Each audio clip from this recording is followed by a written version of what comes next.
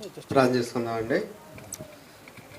ప్రియ పరలోకమందున మా కన్న తండ్రి, ఈ ఉదయకాల సమయంలో తండ్రి మీ పిల్లలతో తండ్రి కొన్ని మాటలు చెప్పుచుండగా సమయోచితమైన జ్ఞానాన్ని నాకు ఇవ్వండి.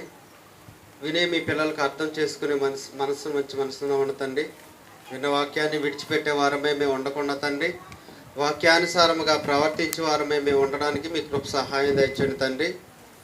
తండ్రి ఇక్కడ ఉన్న ప్రతి ఒక్క బిడ్డ కూడా తండ్రి మీ యొక్క చిత్తాన్ని నెరవేర్చే వారమే ఉండడానికి మీ కృప సహాయం దయచేయండి తండ్రి. తండ్రి యొక్క చిత్తాన్ని నెరవేర్చి వాడే పరలోకంలో ప్రవేశించిన మీ లేఖనాలు చెప్పుచున్నాయి కాబట్టి తండ్రి, ఆ విధంగా తండ్రి మేము మీ యొక్క చిత్తాన్ని నెరవేర్చే వారమే ఉండడానికి మీ కృప మా అందరికీ సహాయం దయచేయమని మా ప్రభువును మా రక్షకుడైన యేసుక్రీస్తు ప్రభువుల వారి పేరు అడిగి వేడుకుంటున్నాను మా కన్న తండ్రి. ఆమేన్. ప్రభునామని బట్టి అందరికీ మీకు వందనాలండి.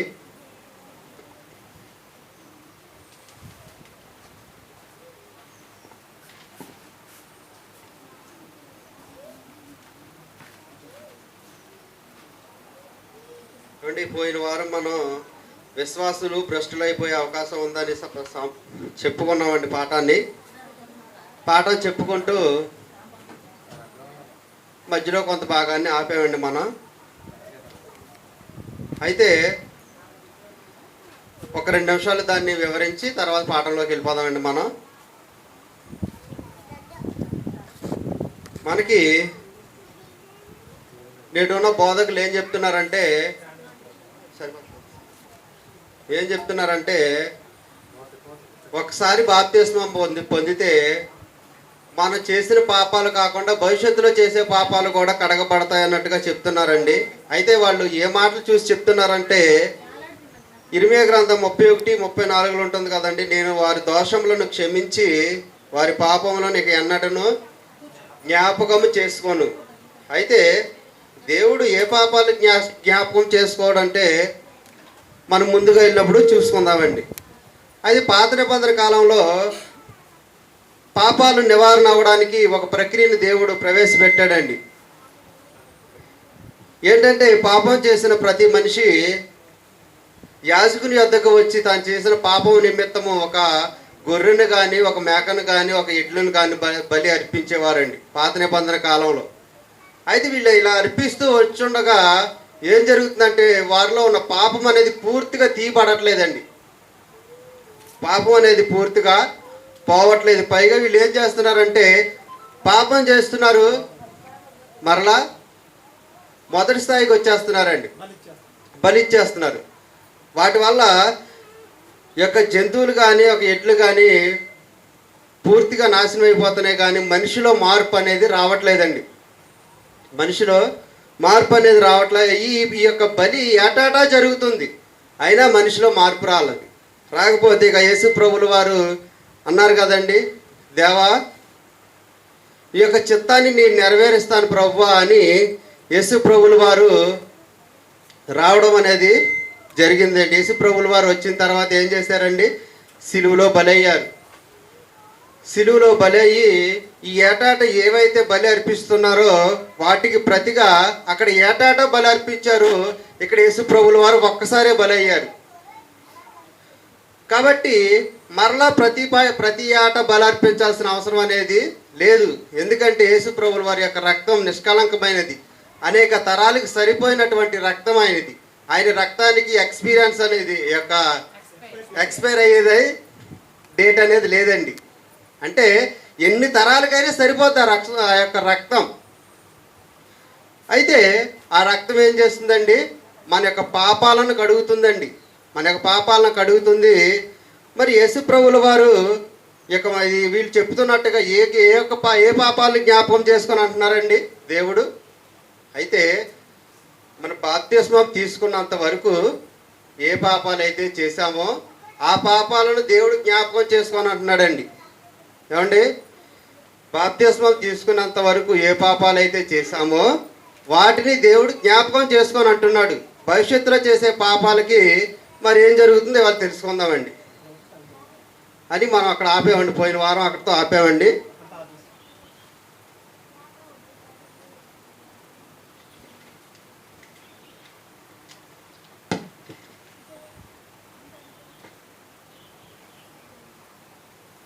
హెబ్రీ పత్రిక అండి 10వ అధ్యాయం అండి.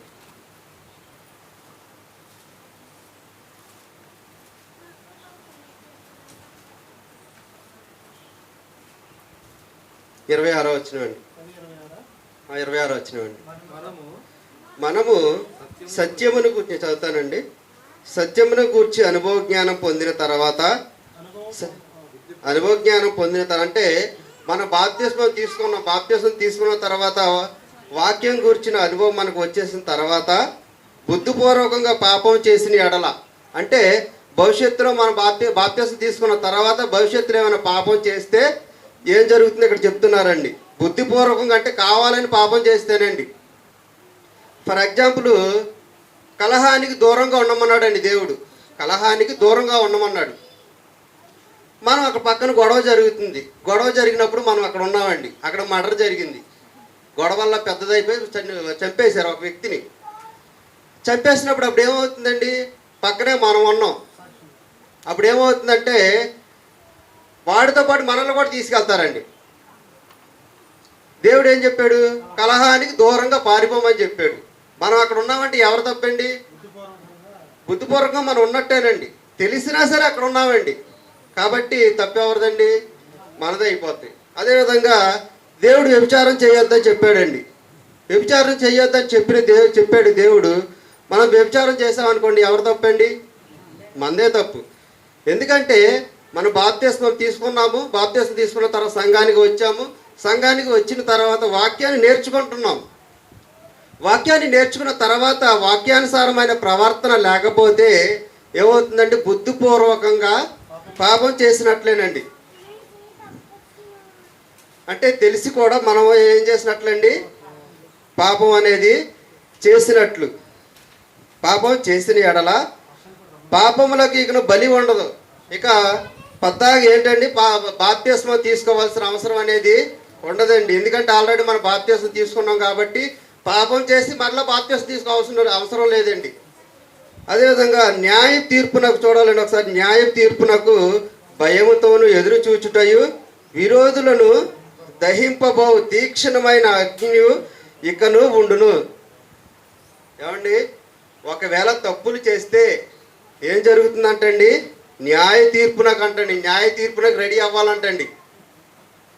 ఎందుకంటే మనకు తెలుసు మంచేదో చెడేదో తెలుసు. వాక్యం మనకు చెప్పింది కాబట్టి వాక్యానుసారంగా ఒకవేళ ప్రవర్తన అనేది లేకపోతే ఏం జరుగుతుందంటండి? విరోధులు దహించబోవు తీక్షణమైన అగ్ని మనకు ఉంటుందంటండి. అంటే అగ్నిదండానికంటే నరకానికి పంపించేస్తాడని అర్థమండి. రెడీగా ఉండాలండి. కాబట్టి మన చిన్న పెద్ద తప్పులు చేసినప్పుడు మరి ఏంటంటే పరిస్థితి అంటే, మన సార్ మనకు రోజు చెప్తూ ఉంటారు, వివరిస్తూ ఉంటారండి. ఏ రోజుకి ఆ రోజు యేసుప్రభుల వారి రక్తాన్ని ఆశ్రయించాలి మనం. అంటే మన మామూలుగా సహజంగా మనం పెద్ద పెద్ద తప్పులే చేయవండి. మోహం చూపు ఇలాంటి అంటే బై మిస్టేక్లు ఇవన్నీ అంటే కావాలని కాదు, ఏం జరుగుతుంటాయి, ఆ పొరపాటున జరుగుతుంటాయి. అటువంటి వాటికి ఏంటంటే యేసుప్రభుల రక్తాన్ని రాత్రులు పడుకునే ముందు తండ్రి ఇలా జరిగిందండి అంటే క్షమాపణ కోరుకుంటే మనకు క్షమాపణ వస్తుందండి. కానీ కావాలని వ్యభిచారం చేసి కావాలని నరహత్య జరిగిస్తే దేవుడు ఏం చేస్తాను అంటున్నాడండి? తీక్షణమైన అగ్ని అంటే నరకంలో పడేస్తాను అంటున్నాడండి. దేవుడు తీసుకెళ్ళండి.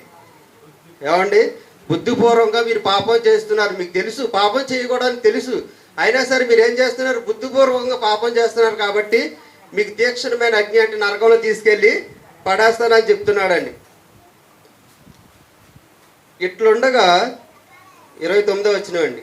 ఇట్లుండగా దేవుని కుమారుని పాదములతో తొక్కి తాను పరిశుద్ధ పరుటకు సాధనమైన నిబంధన రక్తమును అపవిత్రముగా ఎంచి కృపకు మూలమగు ఆత్మను తిరస్కరించేవాడు ఎంత దండనకు పాత్రగా ఎంచబడినని మీకు తెలుసును. ఏమండి, ఇక్కడ ఏముందండి? పాదం యేసుప్రభుల వారి యొక్క రక్తాన్ని పాదంతో తొక్కి అపవిత్రం చేసిన వాడు ఏమవుతుందండి? మరీ ఎక్కువ దండనకు పాత్రుడిగా అయిపోతుందండి. అంటే వీళ్ళు ఏం చేస్తున్నారంటే ఇక్కడండి యేసుప్రభుల వారి యొక్క రక్తాన్ని చులకనగా చూస్తున్నారండి. ఫర్ ఎగ్జాంపుల్, ఒకడు హత్య చేశాడండి. ఒక అతను హత్య చేశాడు. హత్య చేసి జైలుకి వెళ్ళాడు. జైలుకి వెళ్ళిన తర్వాత కోర్టులో తీర్పు ఏమి ఇచ్చారంటే నువ్వు పిల్లలతో ఉన్నావయ్యా, సరే ఈసారికి నిన్ను వదిలేస్తున్నా, క్షమించి వదిలేస్తున్నానని శిక్ష వేయకుండా వదిలేశారండి జడ్జి గారు. వదిలేస్తే మనోడు ఏం చేశాడు, ఎవరైతే దోషిగా ఉన్నారో అతను ఏం చేశాడంటే, ఒకసారి క్షమించిన తర్వాత మళ్ళీ ఏం చేశాడంటే, నన్ను క్షమించాడని మళ్ళీ దాని జోలికి వెళ్ళకుండా ఏం చేశాడంటేనండి, ఒక మనిషిని చంపితే ఈసారి ముగ్గురిని చంపాడండి. ఎలాగో జడ్జి గారు నన్ను క్షమించి వదిలేస్తున్నారు కదా అని ముగ్గురిని చంపాడండి. ముగ్గురిని చంపితే జడ్జి గారు ఊరుకుంటారండి? ఫస్ట్ సారి నేను క్షమించి వదిలేశాను, నువ్వు నీలో అయినా మార్పు రాలేదు కాబట్టి జైలుకు నడుగు, జీవితాంతం నువ్వు కోర్టులోనే ఉండాలని కోర్టులో పడేస్తారండి.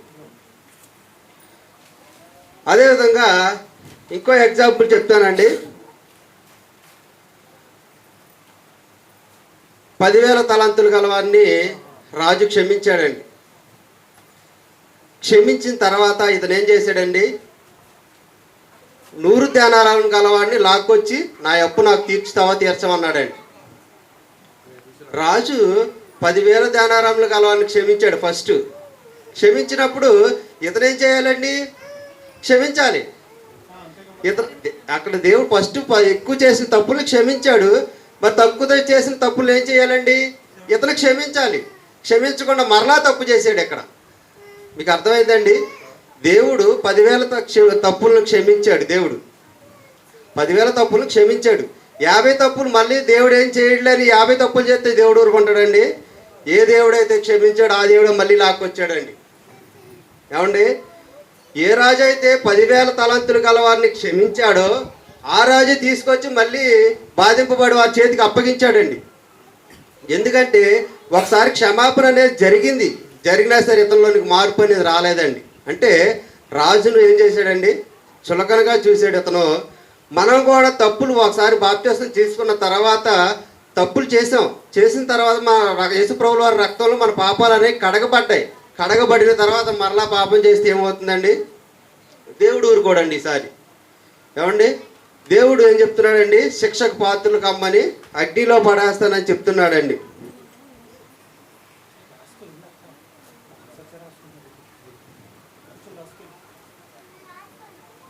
ఇక లాస్ట్ అండి, ఈ యొక్క పాఠంలో లాస్ట్ వచ్చిన చూసుకుందామండి. హెబ్రీ పత్రిక 6వ అధ్యాయం అండి, 4వ వచనం అండి. ఒకసారి వెలిగింపబడి పరలోక సంబంధమైన వరమును రుచి చూచి, వెలిగింపబడి అంటే అండి బాప్తిస్మం పొంది సంఘంలోనికి వచ్చి దేవుని యొక్క గొప్పతనం ఏంటో రుచి చూసిన తర్వాత పరిశుద్ధాత్మలో పాలువారైనప్పుడు దేవుని యొక్క దివ్య వాక్యమును రాబో యుగ సంబంధమైన శక్తుల ప్రభావం అనుభవించిన తర్వాత తప్పిపోయిన వారు తమ విషయంలో దేవుని కుమారుణ్ణి ఏం చేస్తున్నారంటండి, మరలా సిలివేయచ్చు బాహాటంగా ఆయనను అవమానపరుచున్నారు కనుక మారు మనసు పొందినట్లు అటు వారిని మరలా నూతనపరచుట అసాధ్యము. ఏమండి, దేవుడు ఇక్కడ అసాధ్యం అన్నాడంటే అది అసాధ్యమేనండి. మనిషి ఇంకా మారడండి. ఎందుకంటే ఒకసారి పాపంలో నుండి కడగబడి మళ్ళీ సంఘానికి వచ్చిన తర్వాత మరలా పాపంలో పడితే ఏమవుతుందండి, వాడిని మార్చడం అసాధ్యం అనేసాడండి దేవుడు. ఎందుకంటే మొత్తం తెలుసు, సంఘానికి వచ్చి అన్నీ నేర్చుకున్నాడు, తప్పు చేయకూడదు అది అన్నీ నేర్చుకున్నాడు. అయినా సరే ఏం చేస్తున్నాడండి, లోకాశల వైపు వెళ్ళిపోతున్నాడండి. ఏమండి, లోకాశల వైపు వెళ్ళిపోయి పాపం చేసినప్పుడు ఏమవుతుందండి, దేవుడు అటువంటి వీళ్ళు ఏం చేస్తున్నారని మరలా అటు వారిని సిలివేస్తున్నారు. అదేవిధంగా అటువంటి వారిని నూతన పరచడం అసాధ్యం అన్నాడండి దేవుడు. అంటే విశ్వాసులు భ్రష్టులైపోయే అవకాశం ఉందండి, ఉంది. విశ్వాసులు భ్రష్టులైపోయే అవకాశం ఉంది. కానీ కాకపోతే భ్రష్టత్వానికి ఎప్పుడైతే మనం వెళ్ళి ఏం చేస్తున్నాడండి, దేవుడు తీసుకెళ్ళి అగ్నిలో పడేస్తాను అంటున్నాడండి. కాబట్టి మనం ఆ స్టేజ్కి వెళ్ళకూడదండి. చిన్న చిన్న తప్పులు చేసినప్పుడు తండ్రి వద్దకు వచ్చి యేసుప్రభుల వారి రక్తాన్ని ఆశ్రయించి, తండ్రి నేను పాపం చేశాను తండ్రిని దేవుని దగ్గర ఏం చేయాలండి, క్షమాపణ కోరుకోవాలి. దేవుడు క్షమిస్తున్నాడు కదని ఏం చేయకూడదండి, మరలా పెద్ద పెద్ద పాపాలు చేయకూడదండి. పాపం అంటే ఏదైనా పాపమే కదండి, ఏదైనా పాపమే. ఎందుకంటే ముందు పాపం జోలికి వెళ్ళకూడదండి. అది దేవుని యొక్క లక్ష్యం. పరిశుద్ధంగా బ్రతకమన్నాడు దేవుడు. కాబట్టి పరిశుద్ధంగా బ్రతుకుదామండి. పాపం జోలికి వెళ్ళకూడదు మనం. ఒకవేళ పాపం జోలికి వెళ్తే దేవుడు కూడా ఏమన్నాడంటే భ్రష్టాత్వంలో ఇవి వదిలేస్తాను అన్నాడండి. భ్రష్టాత్మకు అప్పచెప్పేస్తాను అంటున్నాడండి.